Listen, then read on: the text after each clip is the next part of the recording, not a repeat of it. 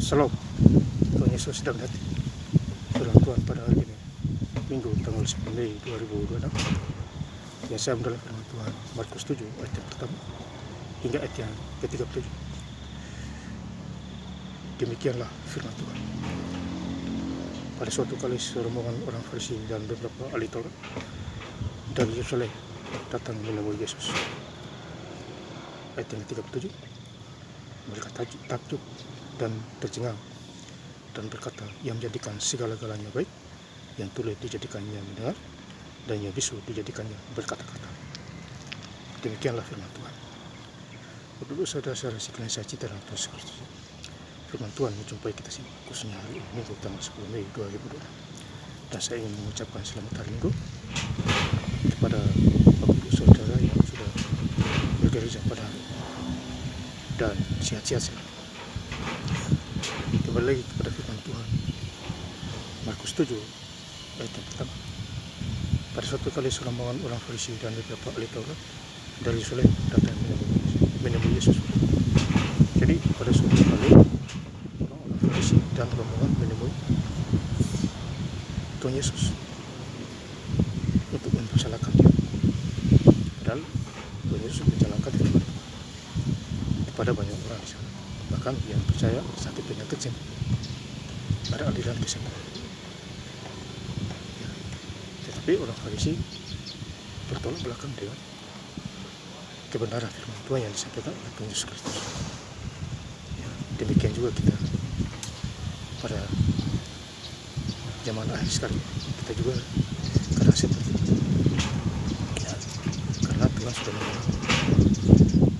Markus 7 ayat kedua, mereka melihat bahwa beberapa orang muridnya makan dengan tangan najis, yaitu dengan tangan yang tidak dibasuh. Jadi murid-murid Tuhan Yesus itu tangannya tidak dibasuh. Disitulah ahli Taurat mempersalahkan murid Tuhan Yesus. Tapi Tuhan Yesus menjawab, mereka bersama artinya nilainya, jadi tidak perlu lagi dibasuh tangannya lagi, makan saja. Itulah suka membuat masalah, khususnya ahli Taurat. Markus 7 ayat yang ke-7, cuma mereka beribadah kepada Allah, sedangkan ajaran yang mereka ajarkan ialah perintah manusia. Jadi kalau kita beribadah kepada Tuhan, jangan disuruh orang beribadah, khususnya hari ini. Dengan iman kita datang kepada Tuhan. Itu benar, tidak perlu disuruh-suruh. Kalau kita baca baik-baik di Markus 7, percuma mereka beribadah kepadaku, sedangkan ajaran yang mereka ajarkan ialah perintah manusia. Jadi di hati kita ada Roh Kudus. Nanti kita dituntut oleh Roh Kudus. Ikut baik gereja pada hari dan baca. Nanti kita dituntut dan dididik. Maka hidup paling enak di sini. Yang susah jadi senang dan berbahagia dalam sejahtera. Ayat ke-8, Markus 7 ayat ke-8. Perintah Allah kamu abaikan untuk berpegang pada adat istiadat manusia. Jadi adat istiadat manusia kadang manusia utama. Aturan-aturan Tuhan, misalnya saling ngasih, saling doa, datang ke gereja hari ini. Itu hukum Tuhan. Ayat ke-9, Yesus berkata pula kepada mereka, sungguh pandai kamu menghasilkan perintah supaya kamu dapat memelihara adat istiadat. Jadi adat istiadat ini kadang-kadang zaman sekarang kita utama pesta pora, akhirnya kita lupa diri. Ya, tidak ada kuasa, hanya identitas KTP saja, kuasanya tidak ada. Ya, karena baca Alkitab juga susah, kerja banyak, baca Alkitab ya mohon maaf sedikit-sedikit, padahal kerjanya banyak duit. Bagaimana bisa menyenangkan hati Tuhan?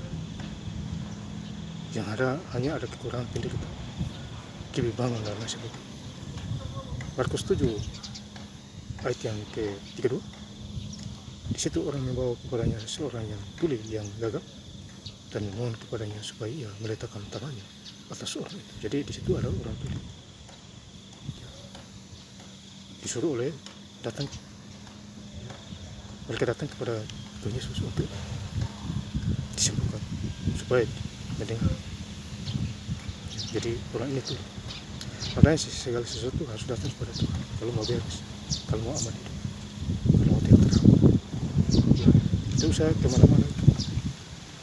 Yang menciptakan dunia kan Tuhan, matahari, bulan, laut.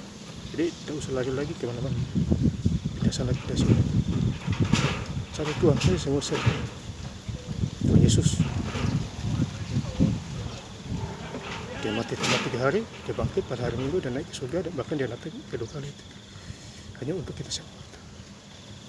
Ya, supaya kita tidak tertipu dengan roh-roh jahat itu.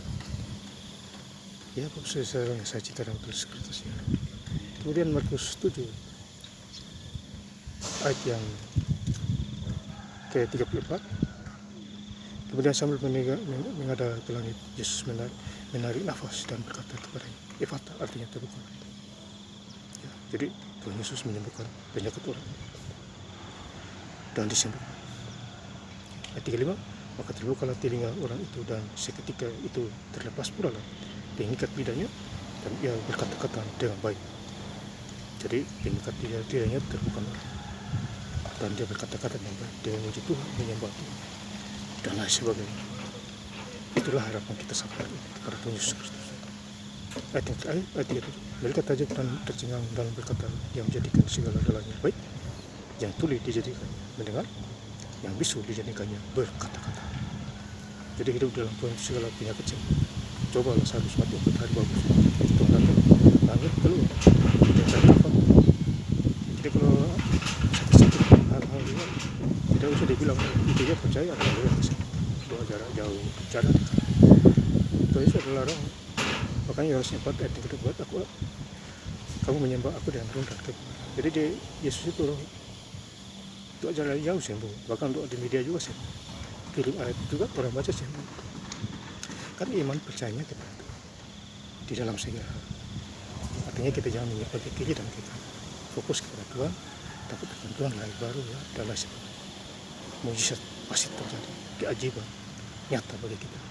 Dan saya ingin lebih lengkap lagi baca itu dengan Tuhan pada hari Minggu tanggal 10 Mei 2006 di Markus 7 ayat pertama hingga ayat yang ke-37.